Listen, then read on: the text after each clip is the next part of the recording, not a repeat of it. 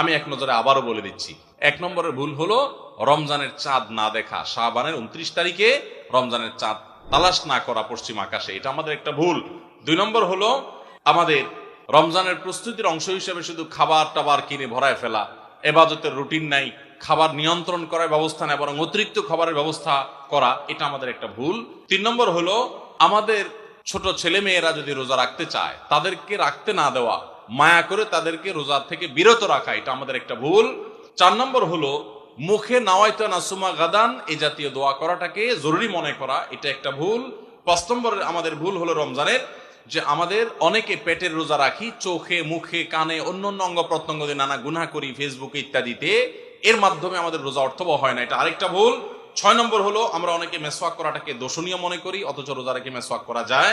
7 নম্বরে ভুল হলো আমরা অনেকে সাহারি খেতে খেতে একেবারে আজান পর্যন্ত ঠেকাই দেই, অথচ এটা ভুল, আজান পর্যন্ত ঠেকাইতে হয় না, একটু আগে শেষ করতে হয়, এবং আজান দিচ্ছে তখনও আপনি খাবেন, এটা তো রোজাই হবে না আপনার যদি ওয়াক্ত হয়ে যায়। আর 8 নম্বরে ভুল হলো আমরা অনেকে গোসল ফরজ হলে মনে করি সাহারি খাওয়া যায় না, অথচ গোসল ফরজ অবস্থায় সাহারি খাওয়া যায়। আর 9 নম্বরে ভুল হলো আমরা অনেকে সাহারি খেতে না পারলে ওই দিন রোজা রাখি না, অথচ সাহারি না খেতে পারলেও রোজা রাখা যায়। 10 নম্বরে ভুল হলো সাহারিতে খেজুর খাওয়া, এটা আমরা অনেকে জানি না যে খেজুর খাওয়া সুন্নাত, খাই না খেজুর আমরা, এটা একটা ভুল। 11 নম্বর ভুল হলো সাহারির সময় দোয়া কবুল হয় ভোর রাতে, এটা আমরা বেশিরভাগ মানুষ মিস করে ফেলি। 12 নম্বর ভুল হলো আমরা অনেকে মনে করি মুখের থুতু এটা গিলা যায় না রোজা অবস্থায়, জন্য ঘন ঘন থুতু ফেলি, এটা আরেকটা ভুল। 13 নম্বর ভুল হলো যে আমরা অনেকে ফজর নামাজের পরপরই রমজান মাসে শুয়ে পড়ি, একটু কমপক্ষে এশাক পর্যন্ত জেগে ইবাদতবন্দি করে তারপর ঘুমানো উচিত।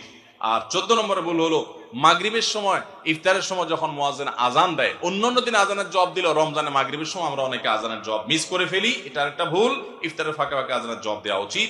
আর 15 নম্বর ভুল হলো তারাবিতে আমরা অনেকে তাড়াহুড়ো করা পছন্দ করি, অথচ সেটা তারাবির মানকে নষ্ট করে দেয়।